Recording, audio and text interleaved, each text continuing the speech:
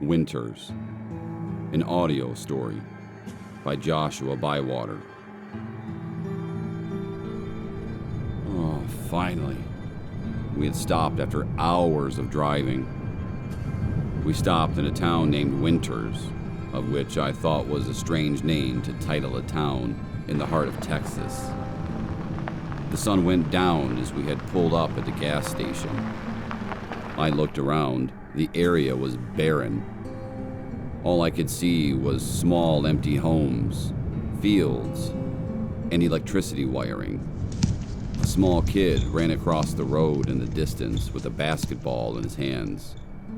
The place was eerily quiet. Whilst my girlfriend was filling up the car, I decided to take a walk into the gas station. It was dirty, overgrown with plants and moss. Windows had cracks in them, and the lighting made a strange humming noise as it twinkled, ready to break. I went to the restroom and I felt a feeling of release, as I no longer needed to go after so many hours on the long, winding, empty roads. I came back out of the restroom to find a strange man lying on the floor of the store. I walked to him and asked him if he was okay. All of a sudden, he stretched toward me, screaming in the most horrific way. I ran for the doors instantly to find they were locked shut. I banged on the doors as frantically as I could, trying to get my girlfriend's attention, but no matter how loud I was, she couldn't hear me. I banged and banged my fist against the door until my hands bled. I then felt the cold hands of the man holding my shoulders as I was thrown back into the shelving. I scrambled my way to the bathroom and locked myself in a cubicle. There was a long period of silence as I had time to think the worst in my brain. What did this guy want? Who was he?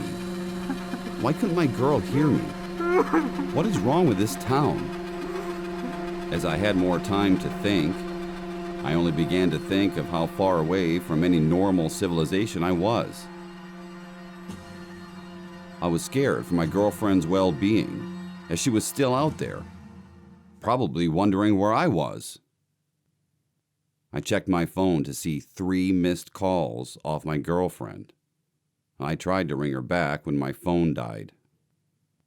I cried and cried.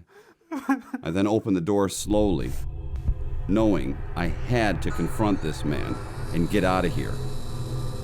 I crept into the store. Nobody was there. The shelving unit was still knocked over, but nobody was in the building.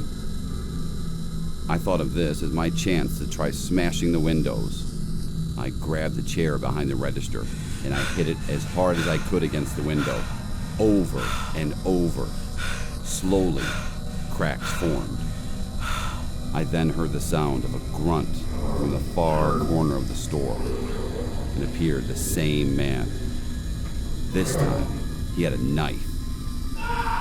He ran for me, so I knew it was now or never.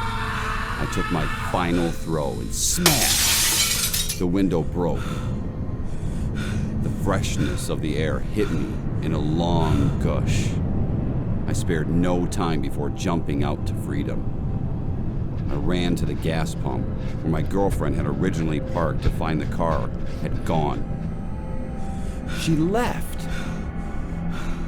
She must have gone to the police station or something, as I was nowhere to be found. I turned around to see the man standing by the window I had smashed. He did not leave the building. He could have captured me there and then, but he didn't leave. He stepped back into the darkness, and I never saw his face again. Strangely, my phone turned back on, and I was able to call my girlfriend.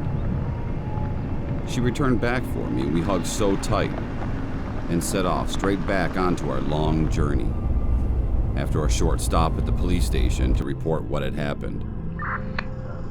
I told them everything, and they told me I couldn't have gone in there, as it had been closed for years. Nobody has entered, and business has been off for at least 8 years, he said.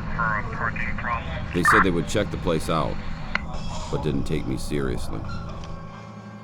I decided it was best we just left this town and continued our journey across Texas. I will never forget that night, and I'll never forget his face.